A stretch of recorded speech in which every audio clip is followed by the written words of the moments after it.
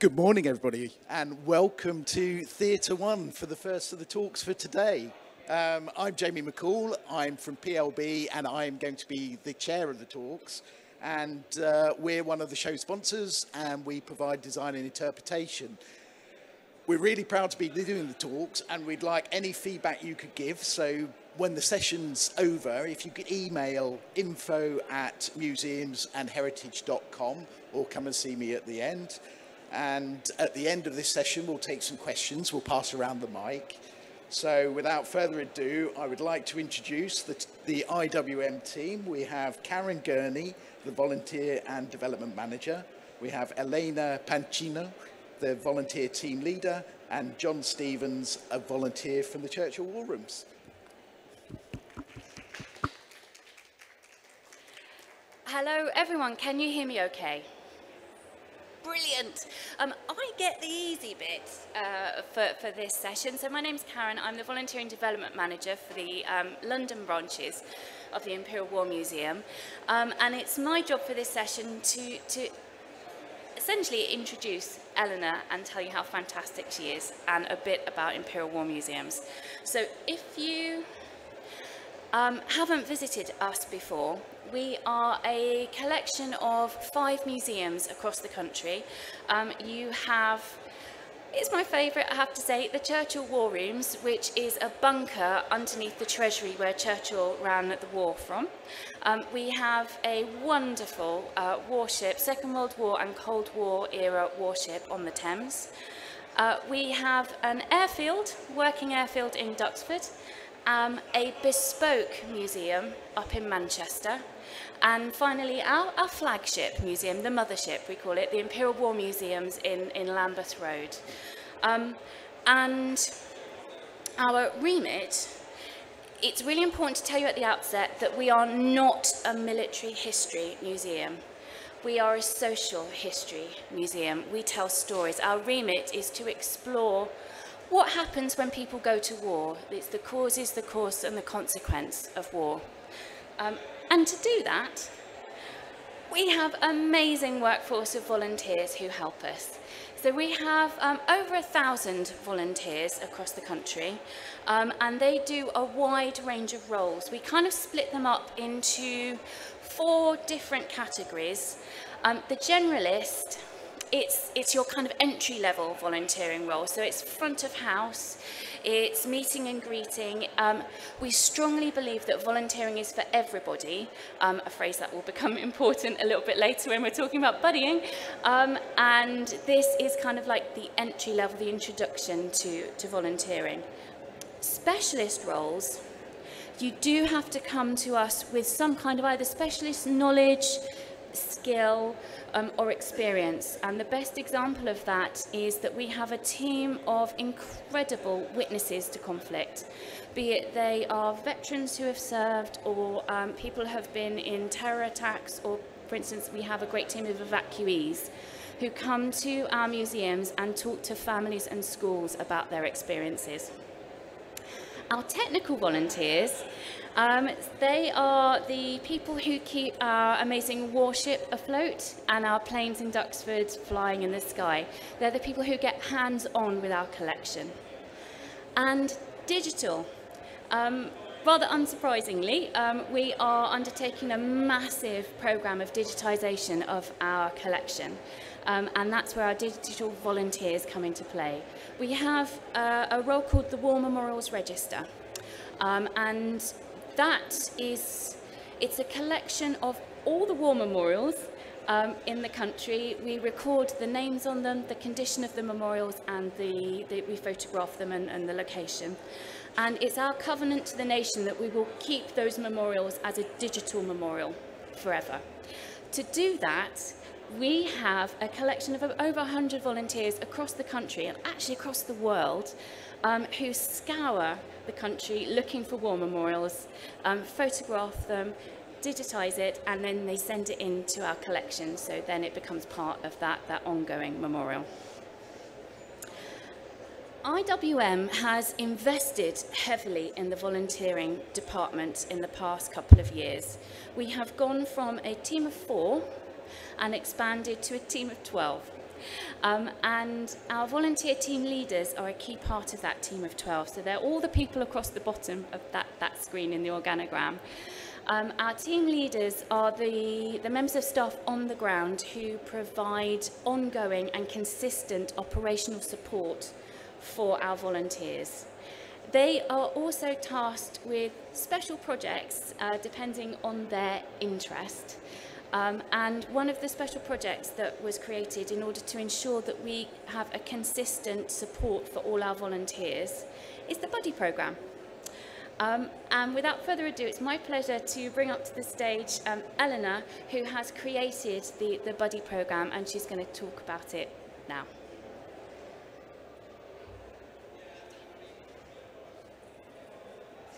So thanks, Karen, and thanks everybody for being here.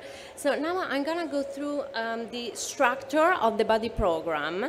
But first, I wanted to explain why we needed this program in the first place. So budding or mentoring is a practice that has been taking place in our museums for front of house volunteers for several years, but just on ad hoc basis. And at some point we thought that we needed something different, something more structured that could be available for every new volunteers. We also recognize that taking up on a facing public role in a new organization can be kind of challenging, and especially for a volunteering role. If a new volunteer doesn't have enough support at the very beginning, this can lead to a feeling of demoralization, and even they can decide to early ending their volunteering service with us. And of course, this has a bad impact on both the volunteer and the organization. Moreover, we started incrementing our recruitment sessions. So last year we recruited almost 300 volunteers across the 5 branches. And so at that point we really realized that the ad hoc system that we used before, it wasn't enough, and we needed something more structured that could be embedded in the training of all new volunteers. So, what were the aims and outcomes that we expected when we started designing this Buddy program? So with the Buddy system in place, we wanted to be able to give to every single new volunteers on the day support from their buddy, so that the new volunteers could settle into the organization smoothly, develop their confidence, and then eventually starting volunteering independently. We also expected to improve the inclusivity, as more people could have felt like volunteering in our museums was something for them as well, and if they needed extra support, we could actually offer this to them. And also we hope to increase the participation of new and existing volunteers. So now I'm going to give you a quick overview of the logistic and structure of the program. And first of all, who is a buddy? So a buddy is usually an experienced front of house volunteer with some knowledge about the collection, the building, and the front of house role, and basically someone who is friendly and supportive. And that's why basically everybody can be a buddy, really. We don't even do a real selection for them. We usually just approach volunteers that we think might like this kind of role, or we send a call out in the newsletter. And then the only thing that they need to do is filling up a short form in which we ask them specifically if they would like also to support somebody with additional needs.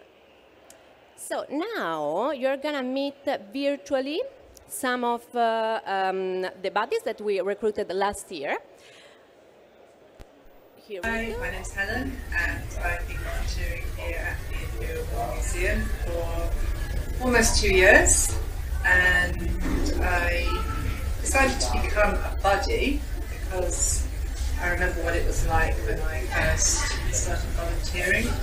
The museum is a huge space and you don't always quite know where everything is immediately, so I thought it would be a good idea to help people who were beginning to volunteer.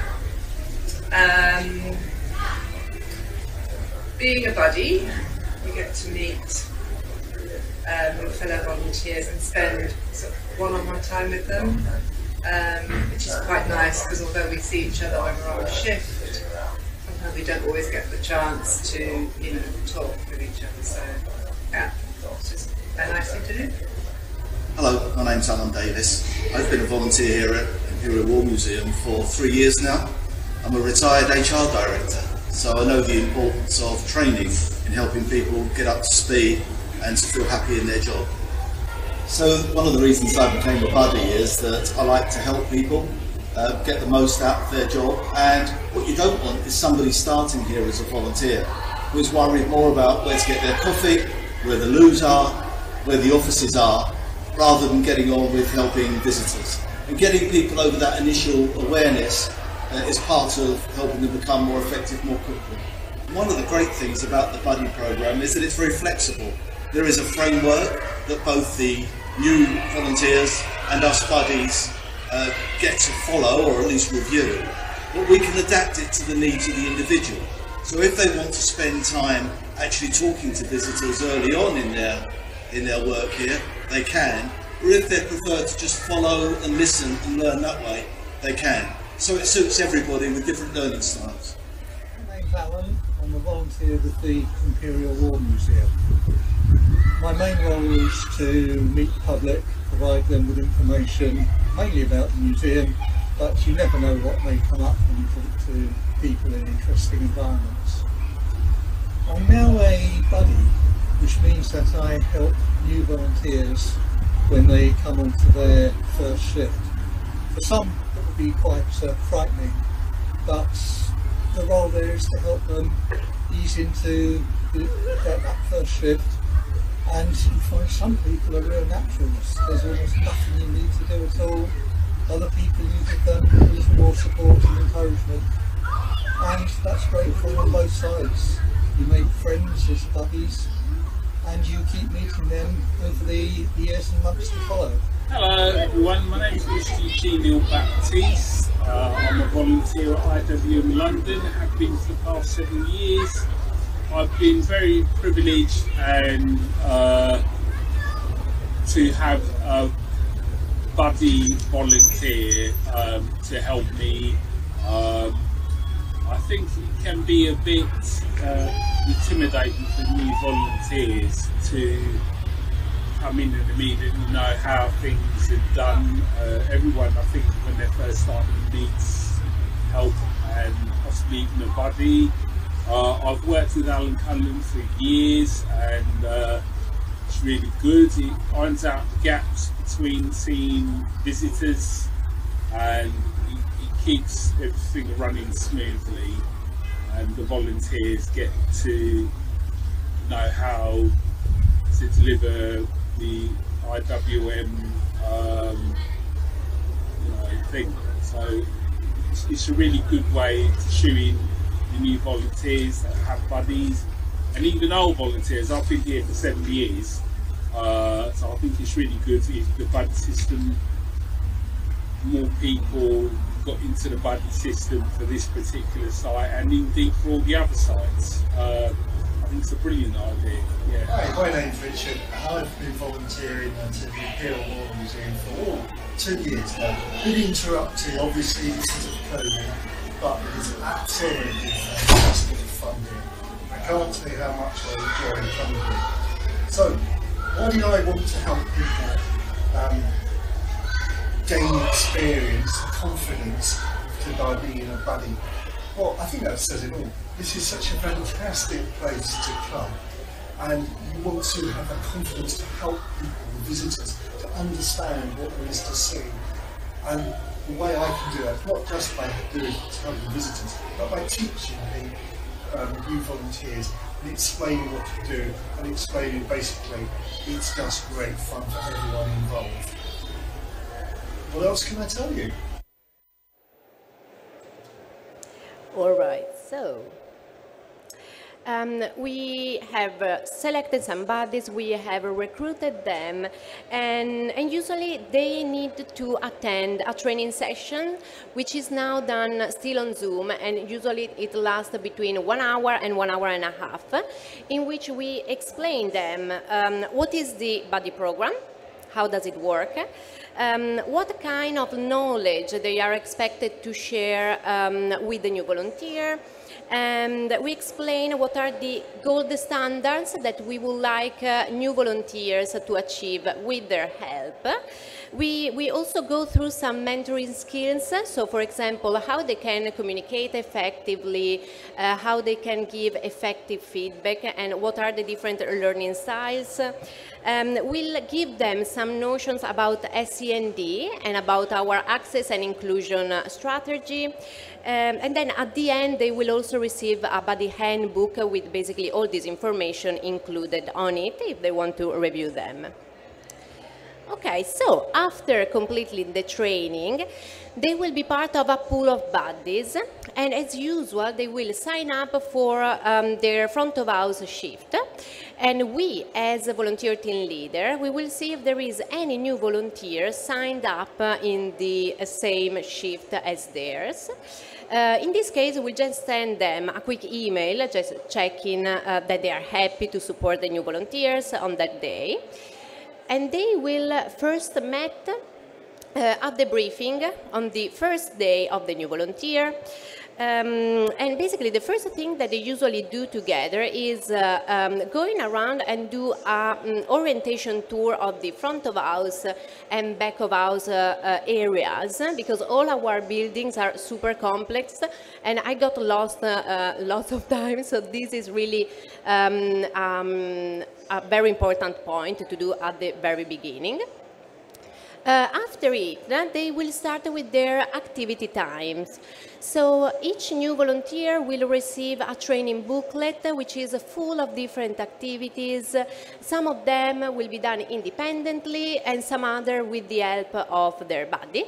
And basically, the buddy will be their first point of contact on that day, and they will help them during their learning experience. Since this training booklet requires usually between the 2 and the 3 shifts to be completed, we also have an end of shift checklist that the new volunteer should fill in at the end of each of their shift. Basically just detailing what they have been doing with the buddy that day. And this checklist will be available to any other buddies that will support the same volunteer in the future. And it is also a way for the new volunteer to keep track of their progress. So it is also useful for the new volunteer. So before signing off for good the new volunteer, the buddy needs to be sure that the new volunteer is actually ready and confident to start volunteering independently. That's why we also have the final checklist, and the final shift checklist that they will need to complete together on the final shift of the new volunteer, in which they both will be sure that the new volunteer is ready to go and shine independently. So these are the 3 resources that we created for the buddy program. You have the barcodes for them if you want to scan them and see them in more details. And we have some copies of them just here in the table if after the talk you want to grab a copy. So the first one is the training booklet. That is the one that I just explained to you, so full of different activities which are usually branch specific. Then you have the buddy handbook, which is the handbook that all buddies will receive at the end of their training. And then you have the introduction booklet, which is basically a guideline. It explains everything about the buddy program, and it was made to transfer this program to the other branches because we created it having in mind two branches, and at some point we needed to actually transfer this system, this program, to also the other branches. Okay, so here we go. This, so you have now a couple of pages from the training booklet. In this one, you can see a couple of activities about orientations, so back of house, front of house areas. Then you have assisting visitors, which is all about visitor experience skills, how to approach a visitors. And then you have places to be, people to see, which is about basically the positions, the different positions that usually a front of house volunteer covers in our branches and what they do there. And this is about Churchill War Room specifically. Okay, so a couple of things that I would like to mention about the Buddy program. The first one is that the Buddy program is a volunteer-led program. That means, as we said before, that most of volunteers will be ready to volunteer independently after a couple of shifts with their buddies. But if anybody needs more support, we can now offer this to them. And this really, it's what makes this program so inclusive. And basically more people feel that they can volunteer with us. The other characteristic of the program is that it is self-sustainable, in the sense that once a new volunteer has had a nice experience with their buddies, it is really likely that they would like to become buddy as well, to help fellow volunteers, and basically creating a sort of circle of budding that never ends, hopefully. Okay. So we started this Buddy program exactly 1 year ago, in May 2021, and in this time we tried to measure the impact of the program, and we saw that actually it benefits several areas of the museum, starting of course with our department, the Volunteering and Engagement Department, and with the volunteering program. So as we mentioned earlier, new volunteers feel supported throughout their volunteering experience with us. They feel that there is a structure looking after them, coming not only from the staff, but also from their peers, making them feel like they're part of a wide community. We also saw that this program benefits existing volunteers. They feel that we value their contribution to our museum, giving them the lead on nurturing new volunteers. And we noticed also that the participation of our volunteers improved, and this system enabled us to be able to continue doing lots of recruitments. And we couldn't do it without the system in place and without knowing that we had our volunteers on our backs, basically. Okay, so how did we measure the impact specifically for our department? We used 3 tools. So the first one, the end of shift checklist, which we saw before. You have a QR code for it as well, if you want to see it in more details. And this is really useful for the new volunteer to check straight away how useful this program is for them, because they can keep track of their progress and of their improvements. Then we have a buddy survey that usually all new volunteers receive at the end of their training with their buddies, so after their 2 or 3 shifts with them, in which they can evaluate this program. And then daily we check the general feedback that all front of house volunteers fill in at the end of their shift, and we just see if there is anything related to this program in particular.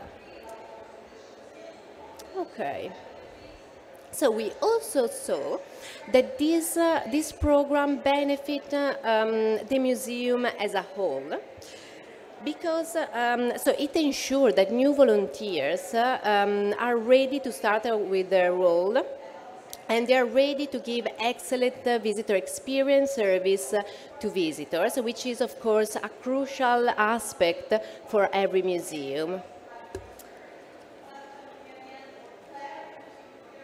And also, even though this program is tailored for front-of-house volunteers at the moment, its structure is a kind of flexible, so if we need it, we can actually adapt it for other departments, so for volunteers in other departments if we want to.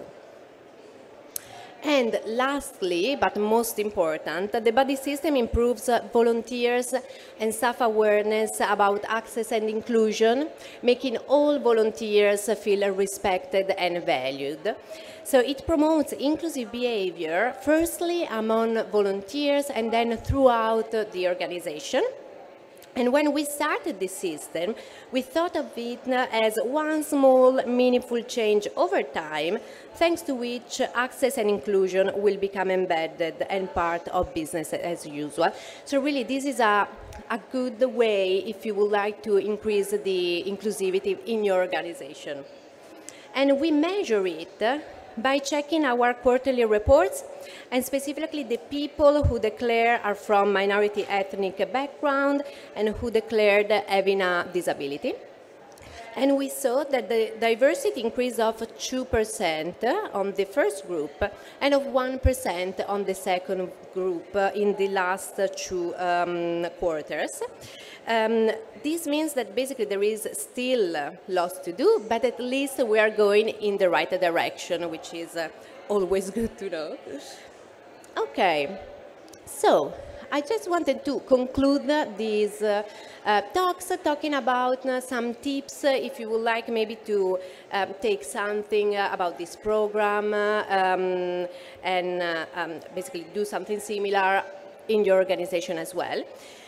So the first things that I suggest you to do, and it is something that we did as well, is asking ourselves what is the basic standard that you want from new volunteers to achieve in their first couple of shifts, and how your existing pool of volunteers can help with this. And you know already that volunteers are a great resource. They are always ready to help other fellow volunteers, and they're full of great suggestions. So I really suggest to ask for their advice. We involved them from the very beginning of the creation of the program. At the beginning, we gathered some feedback from them, asking what they thought it was needed for the new volunteers, and then we involved them in the creation of all the booklets that you saw before and of the trainings. And also, again, it is really a way to show them our appreciation for what they're doing for our museum. And lastly, what we learned from creating this program. So, I'm not sure if I mentioned this before, but we started creating this during the lockdown. We started it in October 2020, which on one side it was kind of good because we had lots of time and resources, and we could really focus on creating everything, the booklets, the training.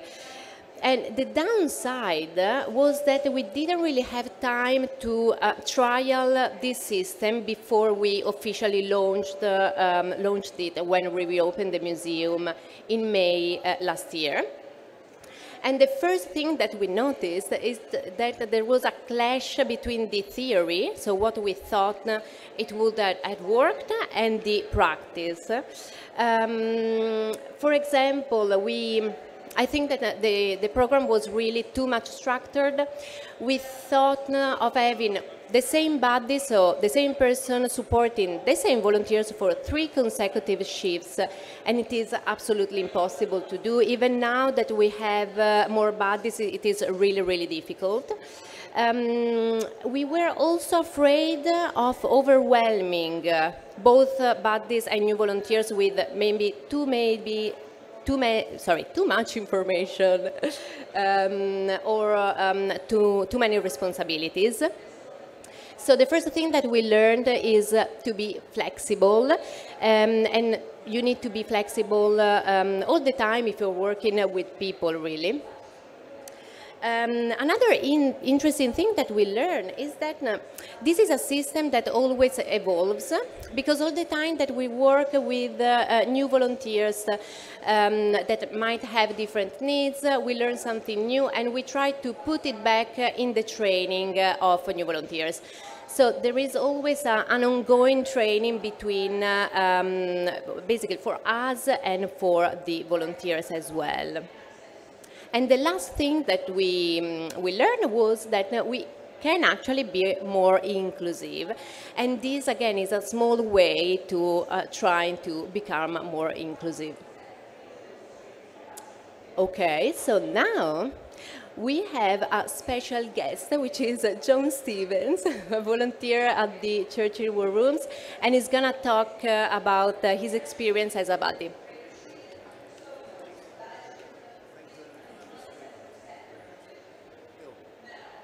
Hello everybody, my name is John Stevens and I've been volunteering at the Churchill War Rooms for about 6 years. I worked for the BBC for 40 years and I got redundancy and then I was bored. So I started volunteering at the Churchill War Rooms and I've never really looked back. It's a fabulous place to visit, fantastic place to work in. And also I enjoy it so much that I do it fairly regularly. And I was asked to be a buddy, so I thought, yeah, why not? It's an extra feather in my cap. So what I enjoy most about buddying is that when you go to the Churchill War Rooms, you learn so much every time you go. You meet new people, you hear about their own experiences, you hear about their family history, and it's a fantastic place. And to pass that knowledge on to a volunteer, it's quite a privilege, really, and I've buddied quite a few people, and you find that some people are,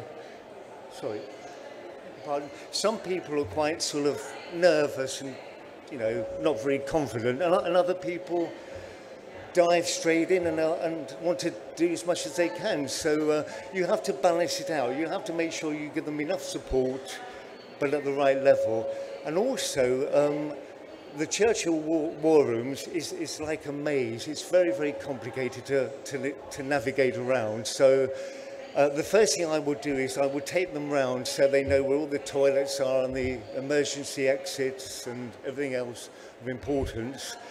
And then gradually I teach them how to manoeuvre in the Churchill War Rooms. And I always, there's one main corridor which I related to the M25, and then they know where they are.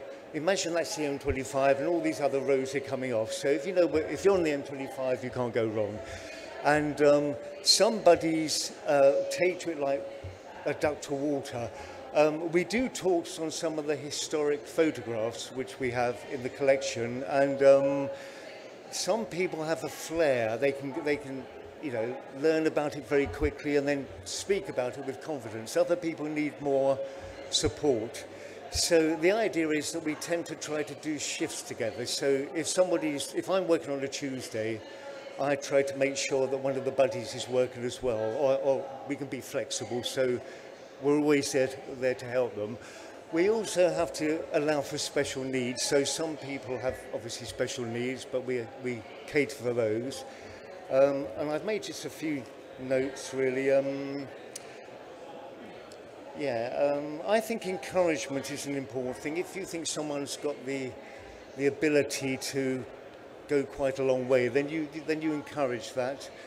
And also, another issue is, of course, health and safety. So you have to make sure they know where fire exits are and everything else. And also, they have to know their level of responsibility, because as volunteers, we are not responsible for leading people out of the building should there be a fire.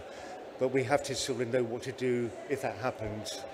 And I would like to say to everybody, if you haven't been to the Churchill War Rooms, do go, because it's a fantastic place, it really is. It's a time capsule where Winston Churchill ran the war from. And in 1940, when Britain was fighting on his own against Nazi Germany. Churchill came down to those rooms, looked around on May the 10th, 1940, the day he became Prime Minister, and he said, "This is where I shall direct the war." And that's what he did till we had victory in 1945. And you can actually see where Churchill slept. You can see some of his cigars. And if you go into the meeting room, the cabinet meeting room, which is where you can see Churchill's wooden chair, there are two grooves, one in each arm. One was made by his fingernail, and one was made by his ring. And in 1940, when they were having those really heated debates about whether they should fight on, Churchill was adamant that we will fight on. And the aggressive meetings, he was doing that with his thing, and the frustration that he felt. And there's the evidence, what it was like. But it's an amazing place. So that's my bit of selling the war rooms to you. But do go along, because it really is fantastic and that. Is that okay? Anyway, well, thank you very much for your time. And once again, go and visit the war rooms. Thank you. Thank you very much. A brilliant start on an insight into volunteering and buddy programs. I'm sure there'll be some questions. If you want to lift your hand up, would you like to ask the panel anything? No, not at the moment. Oh, we've got one here. I just wondered, what was the total number of front of house volunteers that you have?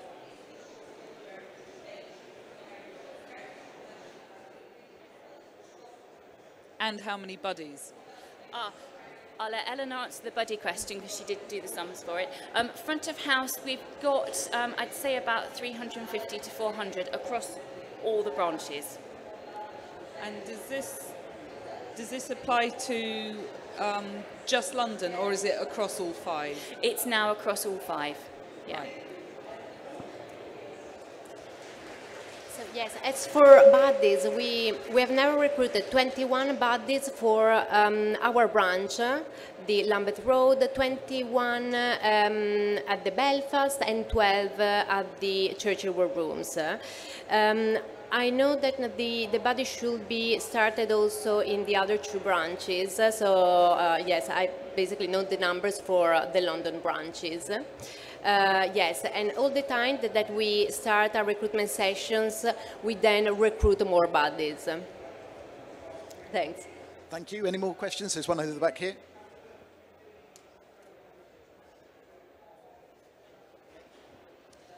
I was just wondering, we're looking at having younger volunteers, so we're looking at 14 plus, but there's obviously lots of issues or obstacles or challenges with that. So I just wondered how young your volunteers were, and if you did work with younger people.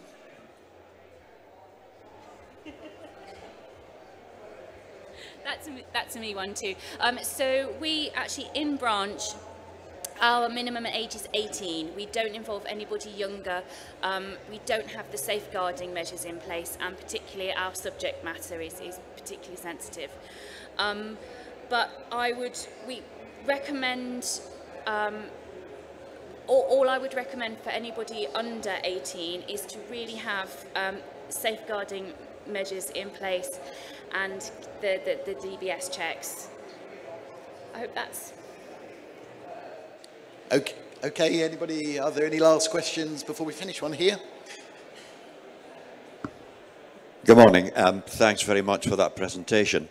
One thing occurs to me, that people being people, there are occasionally clashes of personality.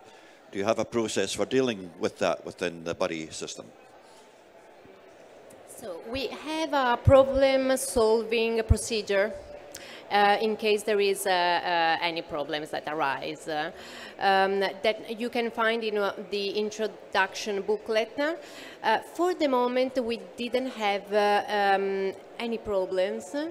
And I think that it is also because since we are trying to be flexible, new volunteers usually volunteer with different people all the time. So there is really a yeah, they meet always different people. So we didn't really have any major problem, but in case we do have a problem-solving procedure, so usually they will speak with us, volunteer team leader, and we'll try to basically solve the problem. Hope that, yeah. Thank you. I just also want to add that the buddies are particularly chosen because of their ability to get on with people and to be flexible with different styles of learning. Okay, I think that draws us to a close. There are some handouts, as they've said, so if we can just thank Karen, Eleanor and John again for coming along this morning. It's been fantastic.